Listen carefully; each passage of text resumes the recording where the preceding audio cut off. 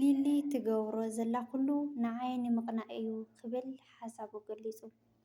ሰላም ከመይ ሓዲርኩም ከመይ ውዒልኩም ከመይ ኣምሽኹም በብሰዓት ኣቋፃፅራኹም ኣብ መላእ ዓለም እትርከቡ ክቡራት ተኸታተልቲ ናይዛ ቻናል ኣነ እግዚኣብሔር መስገን ሰላም እየ። ከምቲ ሰላም ዘለኽዎ ሰላም ክትኮኑ እናተመንኹ እምበኣርከስ ናብዛ ቪድዮ ክትኣትዩና ኣለኹም ላይክ ሸር ሳብስክራይብ ናገርኩም ምትዋዕኹም ኣይፈለየኒ ኩለኩም ይፈቲ እምበኣርከስ ክቡራት ተኸታተልቲ ናይ ሎማዓንቲ ኣድያና ወይ ከዓ ትሕዝቶና ብናይ ሊሊና ኣድየክስ እዩ ክኸውን ሊሊ ኣብ ትማሊ ብዝገበረቶ ነገራት ብጣዕሚ ከም ዘተሓሳሰቦን እዩ ገሊፁ ዘሎ።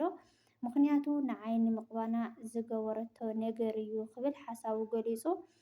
ኣስታት 6 ዓመታት ብፍቅሪ ሓሊፍና ኢና ግን ደሞ ከምቲ ናይ ትማሊ ንሓደ መዓልቲ ኣይኮነን ናተይ ፍቅሪ ፌክ ኣይኮነን ክብል ሓሳቡ ገሊፁ ማለት እዩ። ስለዚ ፋይል ደሞ መሊሰላ ኣለኹ ክብል ኣልየክስ ተዛሪቡ ክብለኩም ይፈቲ ቤተሰብ እና ክቡራት ቤተሰብ ሊሊ ካብ ሕጂ ካብ ልበይ ስለ ዝወፀት ምንም ኣነ ዘቕንአኒ ጉዳይ የለን። ንሳ ንዓየይ ንኽተቕንእ ወይ ከዓ ንዓየይ ላብ ካሊእ ነገራት ንኽትእቲ እያ ትገብሮ ዘላ ነገራት ግን ደሞ ኣነ ኣውፂአ እየ ካብ ልበይ ክብል ሓሳቡ ገሊፁ ማለት እዩ። እና ኣብ ሂወት ብዙሕ ነገራት የጋጥም እዩ ይኹን ደኣ እምበር ዝሮ ግን ምርጫ ክትገብር ግዴታኣ እዩ ክብል ሓሳቡ ገሊፁ። ስለዚ ኣልየከስ ብጣዕሚ እዩ ስምዕተኛ ኮይኑ ቤተሰብ ምክንያቱ ኣነ ንምንታይ ስመይ የልዕሉኒ ትማሊ ስም ናተይ ገዲፎም ስም ናይ ዓርከይ ኮለ እዮም ኣልዒሎም ንምንታይ ከምዚ ክኸውን ክኢሉ ክብል ብጣዕሚ ተቆጢዑ ክብለኩም ይፈቲ ቤተሰበይ ብጣዕሚ እዩ ዝሕዝን ማለት እዩ። ሂወትሲ ንምንታይ እዩ ከምዚ ኮይኑ እንድያምስ በቃ ኣብ ፍቅሪ ዘሎ እዩ ግድን ትጋራጨ ኢኻ ኣይኮን ደሰብ ኣእማን እውን ይጋራጨ እዩና ኩሉ ነገር ፈተና ሓሊፍካ ተምፅኦ ነገር ደሞ ኩሉ ግዜ ምቁር እዩ። ስለዚ ፈተና ሓሊፍካ ኢኻ እቲ ምቁር ዓወት ክትረክቦ ትኽእል። ስለዚ እቲ ፈተናታት ሓሊፍኩም ደኣ ናብቲ ዓወት ክትበፅሑ ኣለኩም ቢያንስ ብዘይረብሕ ነገራት ተገጫጊጭኩም ሂወትኩም ክትብጭሩ የብልኩም እዩ። ኣስታት 6 ዓመት ፀኒሕና ኢና እቲ ፍቅሪ ዝነበርናዮ ደሞ ምቁር እዩ። ስለዚ ንምንታይ ብሓደ መዓልቲ ከምዚ ይኾን ክብል ሓሳቡ እናገለፀ እዩ ማለት እዩ። ንምንታይ ሳሚ ኣብ ጎንና ይኣትዩ? ምክንያቱ ደካማ ጎንና ስለ ዝረአየ ድዩ ኣብ ጎንና ኣትዩ? ንምንታይ ሳልሳይ ኣካል ኮይኑ ኣትዩ? ኣነ ቢያንስ ብርግፅ ሒዘ መፅየ ነይረ እየ ግን ደሞ ብካሊእ ዓይነት እምበር ብከምዚ ዓይነት ርክብ ከምዘይብልና ኣብ ሚድያ እውን ሓሳበይ ገሊፀልኩም ነይረ እየ። ንምንታይ እውን ሒዘያ ዘይመመፀኹ እዛ ጓል ክብል ሓሳቡ ገሊፁ። ንሳ ትገብሮ ዘላ ግን ግባሮ ኣይኮነን እዩ ትማሊ ኣብ ዝረእኹምዎ ሕሉፍ ሓሊፍዎም ፍልይ ዝበለ እዮም መዓልቲ ኣውዒሎምዎ ክብል ኣልየክስ ሓሳቡ ገሊፁ ማለት እዩ። ስለዚ ሊሊ ትገብሮ ዘላ ኩሉ ንዓይኒ ምቕናእ እዩ ክብል ተዛሪቡ ክብለኩም ይፈቲ ቤተሰብ ማለት እዩ። ኣጆኻ ደኣ ኣጆኻ ማለት እዩ ንዓኻ ንምቕናዕ ተይኮነ ሂወት ከምኡ እዩ ይዘኻ ማለት እዩ። ስለዚ ክቡራት ቤተሰበይ ዳጊ ደሞ ብጣዕሚ ስምዕተኛ ኮይኑ ማለት እዩ። ምክንያቱ ብቀዳማይ ኣብ ዝገበሮ ኣልየክስ ማለት እዩ ፀፊዕዋ ነይሩ እዩ። ንምንታይ ትፀፍዓ ንምንታይ ትሓንቃ ንምንታይ ደሞ እቲ መነፀራ ረጊፅካላ ክብል ስምዕተኛ ኮይኑ ዳጊ ምክንያቱ ካባኻ ዘይፅበዮ ነገር እዩ ኢሉ ሓሳቡ ተዛሪቡ ኣሎ ማለት እዩ።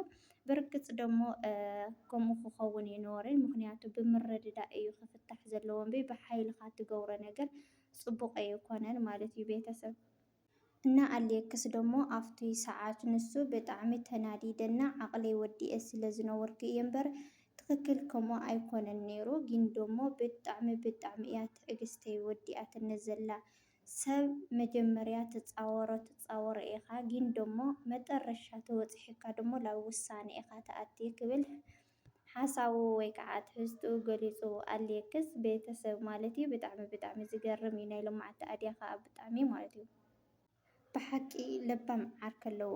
ምክንያቱ 6 ዓመት ኣስታት ተቐሚጦም እዮም 6 ዓመት ተቐመጥዎ ግን ዘይጨቃጨቁ ወይ ከዓ ዘይበኣሱ ኮይኖም ኣይኮነን ከምቲ ዝበልክዎ እምኒ ንዓርሱ ይጋጨጫገጭ እዩ። ግን ደሞ ብምርድዳእ እዩ ክፍታሕ ዝነበሮ። ንምንታይ እስካብ ክንድዚ በፂሕኩም ተረዳዲእኩም ኢኹም ክትፈትሕዎ ነይርኩም ኢልዎ ማለት እዩ ተዓርኩለ እና ክቡራት ቤተሰብ አሌክስ ጥፍኣቱ ኣሚኑ ማለት እዩ። ምክንያቱ ንሊሊ ኣብ ዝገበሮ ነገር ፅቡቅ ከም ዘይኮነ ኣብዚ ዝሓለፈ ማለት እዩ ጥፍኣቱ ኣሚኑ ኣሎ።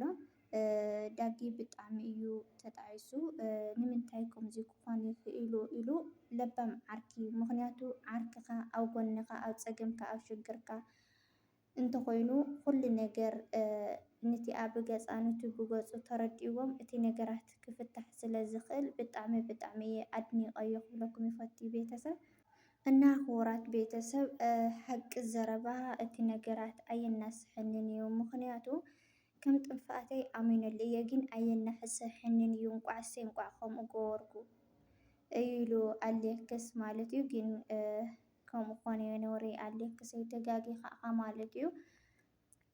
ስለዚ ክቡራት ቤተሰብ ኣብ ዝሓለፈ ኣሌክስ ቀይሩ ይህብዋ ነይሩ እቲ ፋይል ሎማዓንቲ ደሞ እቲ ፋይል ብደንቢ ዳጊ ኣረኪብዎ ኣሎ ማለት እዩ። ቤተሰብ ተመሊስዋ ኣሎ ማለት እዩ። ልልየ እንኳዕ ደስ በለኪ ፋይል ክተመሊስ ከሎ ዛንቤተይ ግን ደሞ ትገብርዎ ነገራት ፅቡቅ ኣይኮነን። ምክንያቱ ጓል ከም ጓል ኣንስተይቲ መጠን ርግዕ ኢላ ክትከይድ ንሃለየት ወዲ ደሞ ከምኡ ይኾን ዘለዎ እምበር ማዕረ ማዕረ ኣፉ ትምልስሉ ተኮይንኪ ወይ ከዓ ማዕረ ማዕረ ኣፋ ትምልሰላ ተኮይንካ እዚ ንዓኻቶም ዝጠቅም ጉዳይ ኣይኮነን እና ኣጆኹም የኽብለኩም ልፈትሉ ኩለኩም ማለት እዩ። ስለዚ ኩሉ ነገር ሓላፋይ ስለ ዝኾነ ፍቅሪ እዩ ጥዑም ናብ ፍቅርኩም ተመለሱ ማለት እዩ። ፍቅሪ ልመስልዎ የለን ማለት እዩ እና እግዚአብሔር ኣምላክ ቅዱስ ሚካኤል ሓላዊኩም ይኹን ናብ ፍቅርኩም ትምለሱ ይግበርኩም ማለት እዩ። ቤተሰብ ንኩለኩም ደሞ እንኳዕ ኣብፅሐኩም ክብለኩም ይፈቲ እና ተዓረቁ ናብ ፍቅርኩም ተመለሱ ፍቅሪ እዩ ጥዑም ብሓቂ እቱም ህዚ ብጣዕሚ እዩ ዝሕዝን። ምክንያቱ ብዙሕ ዓመት ፀኒሕካ ፍቅርስ ብዘይረብሕ ነገር እንትትጨቃጨቅ ንሃለካስ ብጣዕሚ እዩ ከቢድ። ስለዚ ናብ ፍቅርኩም ተመለሱ ማለት እዩ። ኣነ ብጣዕሚ እየ ሓዚነ ብከምዚ ነገር ክኸውን ኣይነበረን።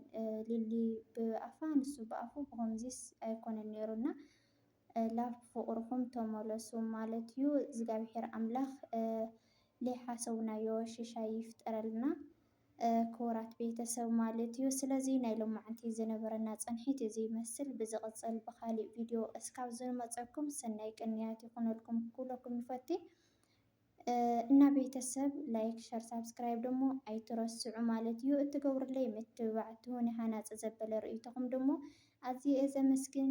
ሰናይ ቅንያት ይኹነልኩም።